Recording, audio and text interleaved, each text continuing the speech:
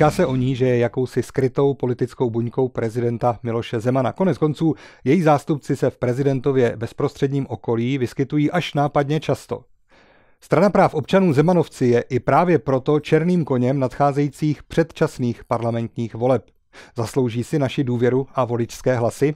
Právě o tom budeme dnes ve Studiu Z mluvit. Naším hostem v předvolebním Studiu Z je šéf pražské krajské organizace Strany práv občanů a zároveň dvojka na kandidátce pro předčasné volby za Zemanovce, pan Lubomír Smrčka. Dobrý den. Tak já vás trošku opravím, Luboj Smrčka, ale jinak to bylo perfektní, děkuju vám. Dobrý den. Vidíte to a přesto jsem se několikrát dočetl, že jste Lubomír. Já jsem se to dočetl a v občanské průkaze mám Luboš, takže... Nebudu vás perlustrovat, abychom si to... Ne, abyste si to pojďme věřili. Se s tím smířit. O vaší straně v posledních dnech, týdnech se mluví nejenom v souvislosti s tím, že máte v názvu příjmení prezidenta republiky, ale mimo jiné také v souvislosti s různými spory, které vyplavaly na světlo na krajských konferencích, kdy se sestavovaly volební kandidátky. Jak to vnímáte?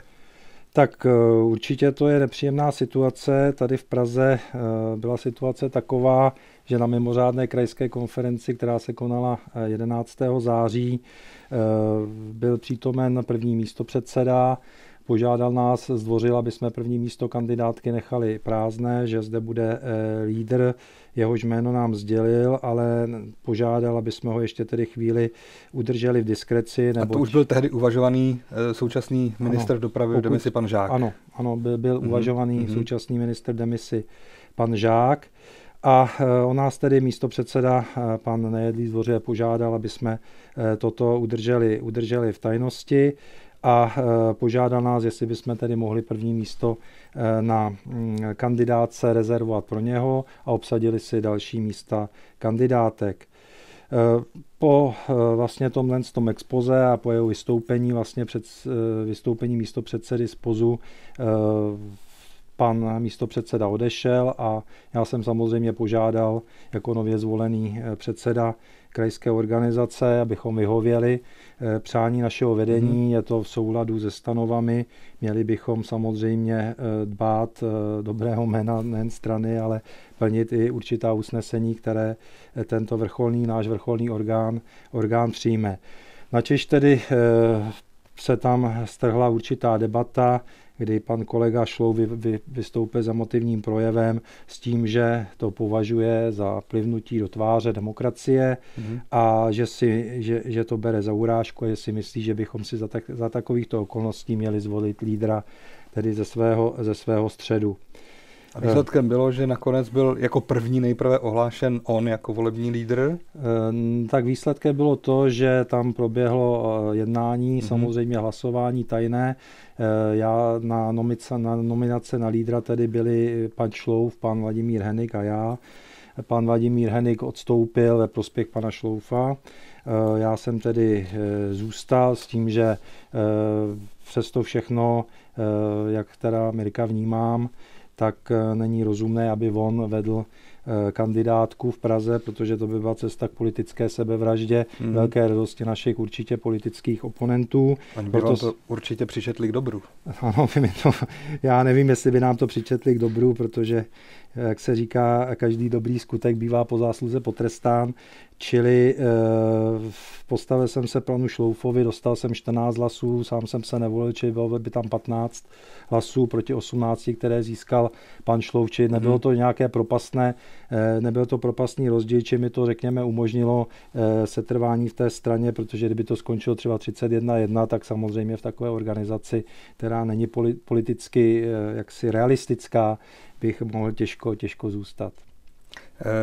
Jak se postavíte k názoru, že i kvůli těmto sporům, které se prezentují navenek, připomínám, že v Královéhradeckém kraji tuším málem došlo na facky, kde měl zase spor pan senátor Dryml se svým konkurentem.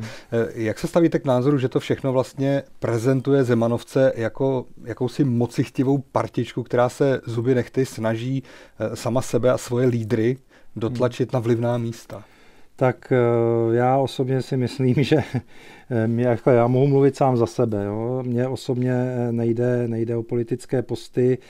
Mě k Zemanovcům přivedla politická část volebního programu, kde tedy slibuje posílení přímé demokracie a možnost panašování i v případě komunálních voleb, čili možnost sestavit si vlastní kandidátku. Není to vnuceno tomu voliči, může samozřejmě volit jednotlivé politické strany a samozřejmě se mi líbí názory pana Zemana na ekonomiku, kde tedy staví na první místo investice nikoli do spotřeby, ale do tvorby pracovních míst, čili klasické investice, které můžou vytvořit pracovní místa, které mohou tu společnost někam posunout.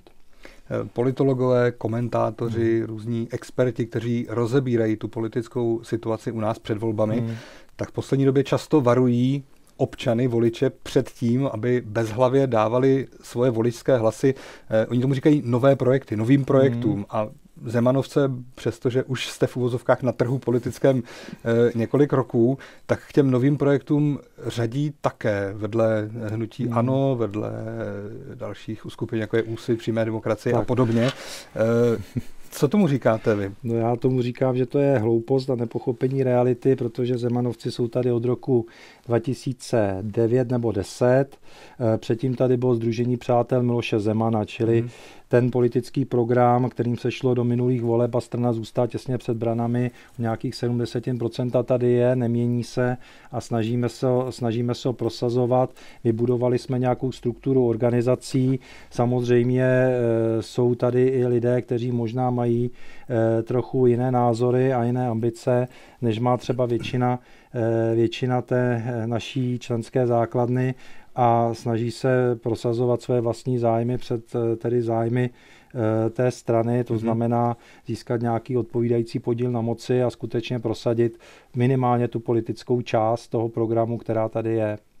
Ti kritici vyčítají novým projektům, a jak už jsem říkal, řadí mezi ně i Zemanovce, jakousi neukotvenost, to, že nemají historii, že jsou z hlediska budoucího vývoje a směrování nečitelní. Jak to vnímáte vy zevnitř v tuhle chvíli? Jste čitelní, víte přesně, kam jdete? Jak vidíte, tak jsme čitelní. Já jsem tady nezastíral, jaké byly problémy, popsal jsem vám dění na naší mimořádné krajské konferenci.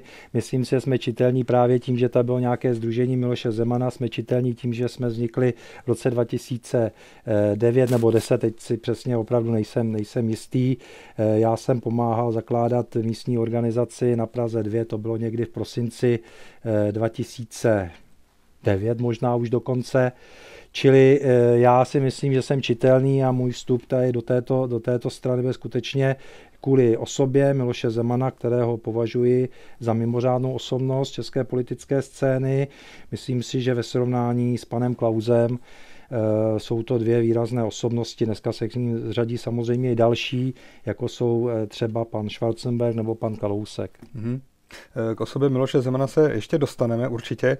Zajímá mě, jestli skutečně sázka na Zemanovce v těch předčasných volbách je tou sázkou, neříkám na jistotu, protože všechno bude rozhodovat výsledek voleb, ale sázka na lidi, kteří to dokáží ukočírovat, anebo budou voliči litovat podobně jako po minulých volbách. Mnozí litovali, že hlasovali pro věci veřejné. Rozumím vaší otázce, je to skutečně tak, věci veřejné se ukázaly být jako strana. Jak to bude u na jedno použití. Já si myslím, že strana, jelikož už jsme byli jednou použiti, když byste to takhle chtěl říci, a nebyli jsme úspěšní a pokračujeme v tom, to znamená, ta strana se určitě očistila od kariéristů a lidí, kteří chtěli okamžitě nějaké funkce, osobní prospěchy, tak si myslím, že jsme dneska schopni ukázat, že jsme schopni prosazovat svůj program. Samozřejmě politika je umění možného.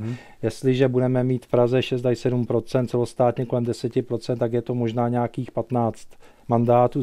Záleží to samozřejmě na účasti ve volbách, na mandátovém čísle a na dalších věcech. Tak podle toho samozřejmě můžeme prosazovat. Jo, čili politika, znovu zdůrazňuji, je umění možného a Zemanovci, já si tedy osobně nemyslím, že bychom byli strana, která by ty volby vyhrála.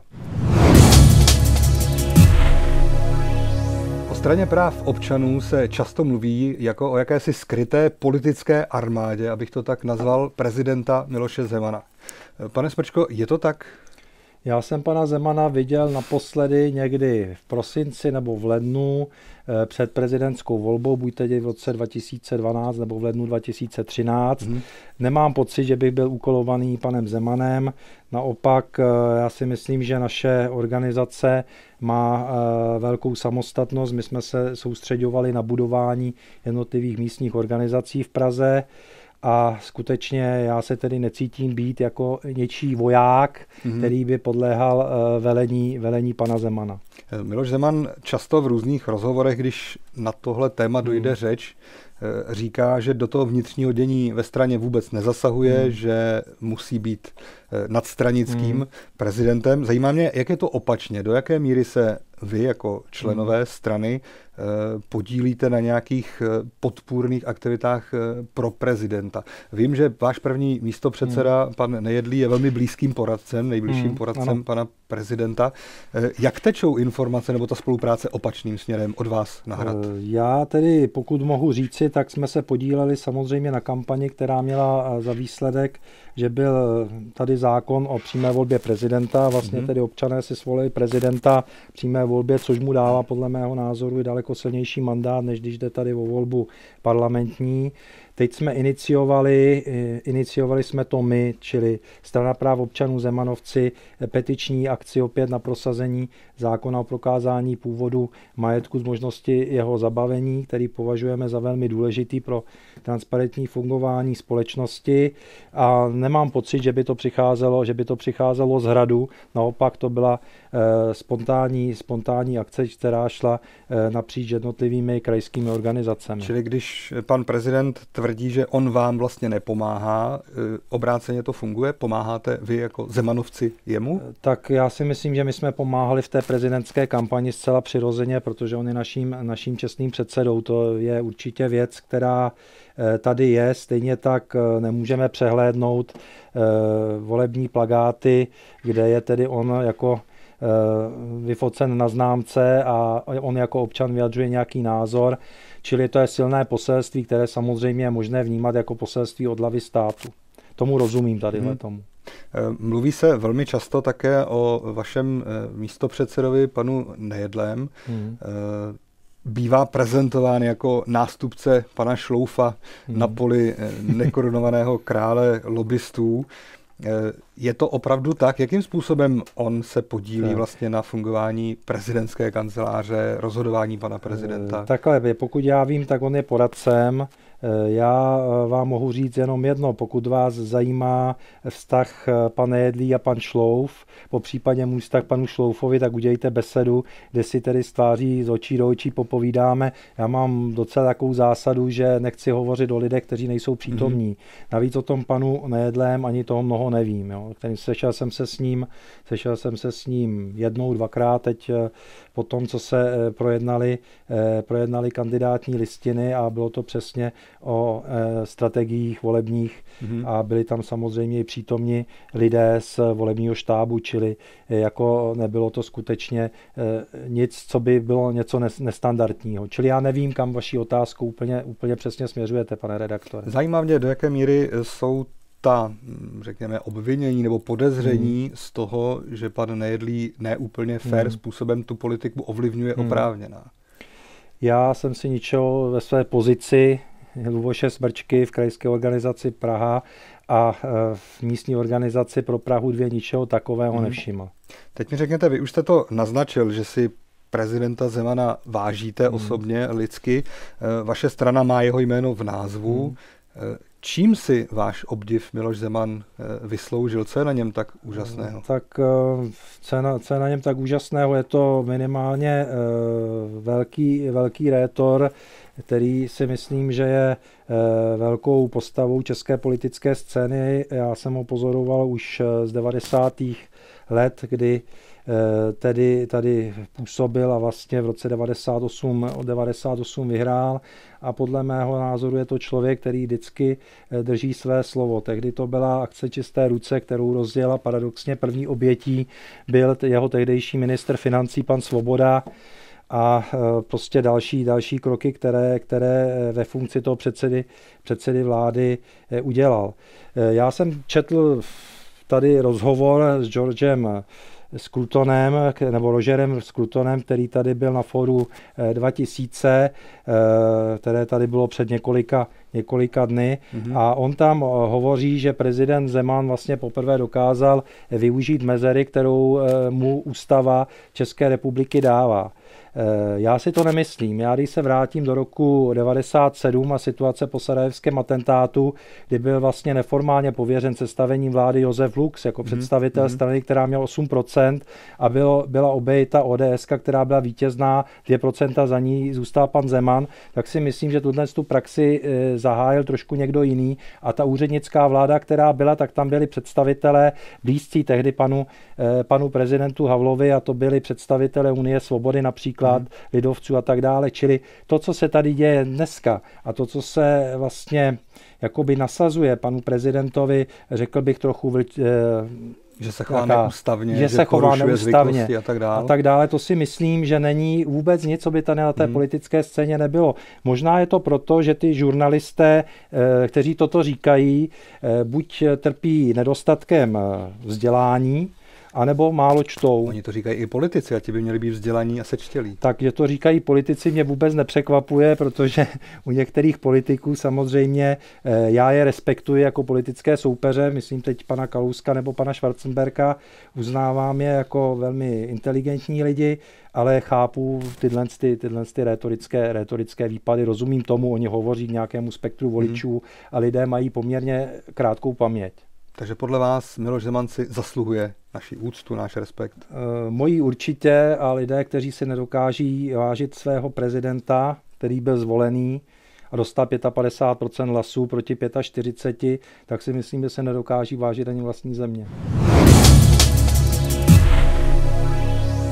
Stranu práv občanů Zemanovce řadí politologové a odborníci mezi strany levicové a jako taková by tedy asi měla se především starat o zvýšení sociálního bezpečí a sociálního blaha občanů. Jak vnímáte to zařazení? Je to tak? Jsou Zemanovci levicovou stranou? Určitě, pokud budeme brát tradiční, podle mého názoru, hloupé rozdělení na levici a pravici, tak určitě jsme na levici a jsme blízko tomu středu. Proč říkám hloupé? Protože kdo zase trošku zná historii, ví, že toto je dělení, které bylo ve francouzské revoluci, kde jaksi v konventu na levo seděli zastánci nových pořádků a napravo zastánci starých pořádků a přitom oba tyto tábory měly různý pohled na soukromé vlastnictví, na svobodu jednotlivce a tak dále. Díky vlastně tomuhle rozdělení je dneska fašismus řazený mezi pravicové směry, když má spoustu levicových prvků. Ale to je otázka historie a to by si měl každý, kdo tedy míní se zabývat politikou vážněji, to by si měl každý asi ve své hlavě srovnat, měl by si tohle načíst. Pro voliče to jednoduché zařazení, čili určitě levicová, jsme blízko středu. Naším cílem je samozřejmě sociální stát, ale stát, který nebude dusit podnikatele. Pro nás podnikatel není parazit, pro nás je to člověk, který pokud je schopen se postarat sám o sebe a ještě vytvořit nějaká pracovní místa a ještě přitom platit daně, tak je to člověk, který je hodný úcty. Pojďme velmi stručně si říct, jaké máte jako SPOZ cíle v předčasných volbách? Mluvili jste, předpokládám, o tom, s jakým výsledkem byste asi byli spokojeni. Já jsem tady už naznačil, že můj osobní odhad je v Praze kolem těch 6%. Mimo Prahu, když to bude 10, já to budu považovat za úspěch. Na celostátní úrovni. Na celostátní úrovni, když by to bylo 10%, budu to považovat za úspěch. Bude to v podstatě znamenat cca kolem 15 mandátů, může to být plus minus něco. Možná by to znamenalo i moje místo ve sněmovně, takže my se pak můžeme povídat o tom, co já bych tam asi chtěl dělat, protože samozřejmě jsem realista, umím si spočítat některé věci. Takže podle toho, jaký získáme mandát, jakou získáme sílu, tak můžeme na poli sněmovny ovlivňovat některé věci. Jsou tady naše priority, které si myslím, že jsou v politické části toho programu a pokud se týká nějakého koaličního potenciálu, víte, o komunistech se vůbec nebavme, to je podle mého názoru celé špatně, ale bavme se o sociálních demokratech. Máte pocit, že to jakoby pořád ještě nevyčpělo, ta negativní nálepka za komunisty, která se za nimi tahne celé ty roky? Já vám řeknu asi tohle. Jestliže v Praze lídrem kandidátky paní Semelová, která brečí u hrobu Klementa Gottwalda, člověka, který jako popravil svého přítele Slánského, tak to je pro mě signál, který já nemohu přejít. Stejně tak nemohu přejít to, že když pominu, že tady byly nějaké měnové reformy, byl tady nějaký vstup vojsk, to musíme chápat v nějakých souvislostech, ale po roce 85, nebo 6, kdy byl na návštěvě v Praze Gorbačov a jasně řekli, je to vaše dělo, tak ta strana se nebyla schopna ani zbavit těch lidí, kteří tady nesli sebou to břemeno té normalizace, a dokonce po těch listopadových událostech tyhle lidi poslali rodiče proti vlastním dětem v autobusech s lidovými milicionáři. Čili to jsou věci, které se velmi těžko zapomínají. A to je teď vaše osobní stanovisko nebo stanovisko z SPOZ strany jako takové? Komunisté nejsou pro nás. Já tady prezentuji svoje osobní stanovisko a jsem přesvědčen, že prezentuji stanovisko velké většiny, aspoň jak já znám, naší strany. Pojďme si to zkusit projít dál. Pravděpodobně sociální demokraté jako případný partner pro vládnutí nebo spolupráci jsou pro vás přijatelní. Pletu se, nebo je to tak? Tak samozřejmě, ale jejich názory v ekonomické oblasti jako jsou poměrně komplikované. Pokud bychom měli vyjít z pana Špidly, že zdroje jsou, tak ano, říkáme zdroje jsou, ale jsou omezené. Čili musíme si stanovit, na jedné straně máme zdroje a na druhé straně máme to, co je všechno třeba tady těmi zdroji, jak se říká, profinancovat. Čili musíme si stanovit určitě priority.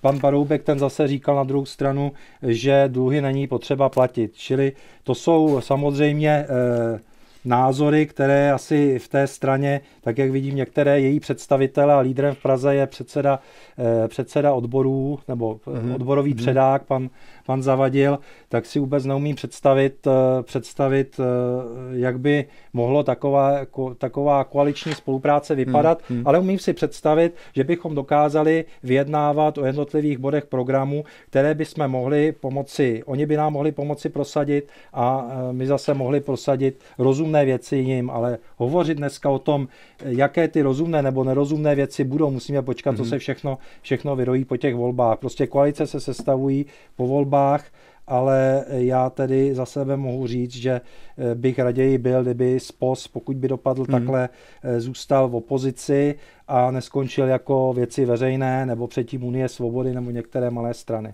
To je můj osobní názor. Podle průzkumů, a bavme se o tom, že ty průzkumy samozřejmě mohou být zavádějící, to zatím vypadá, že ze stran, které nejsou nebo nebyly v tom posledním období v Poslanecké sněmovně, kromě vás, by se mohli do Poslanecké sněmovny dostat lidovci, vrátit se, a mohlo by se dostat hnutí ANO, pana Andreje Babiše. Jsou to potenciálně pro vás vhodní partneři? Pan Babiš pro mě není. Podívejme se na jeho historii. Opět mluvíme o tom, to je váš osobní názor. To je můj osobní názor. Pro mě ne. Každý, kdo si chce udělat na něj obrázek, když se třeba podívá do insolvenčního rejstříku na LES, jakým způsobem to insolvenční řízení on pojímá a jakým způsobem tam vystupuje. Co se týká té strany lidové, osobně já zastávám křesťanské hodnoty, čili na prvním místě je samozřejmě rodina.